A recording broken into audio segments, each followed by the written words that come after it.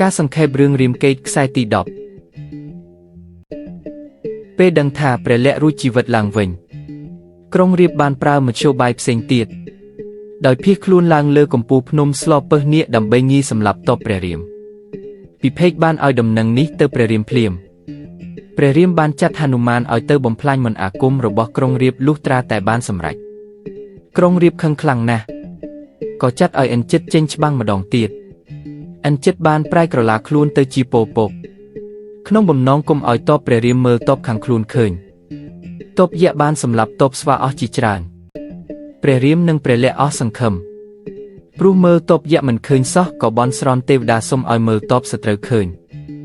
ការបន់ស្រន់ក៏បានសម្រេចហើយព្រះលក្សណ៍ក៏ថ្លែងសរសម្លាប់អិនជិតក្នុងពេលនោះទៅលុះដឹងថាអិនជិតស្លាប់ក្រុងរាពណ៍ក៏អង្គុយយំអស់ពេលយ៉ាងយូរ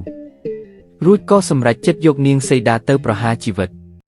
ប៉ុន្តែមានមន្ត្រីយក្សម្នាក់ឈ្មោះរុក្ខាសៈខាត់ទាន់ដោយអះអាងថាទំនៀមទម្លាប់មិនអនុញ្ញាតឲ្យសម្លាប់មនុស្សឥតទោសយ៉ាងនេះទេ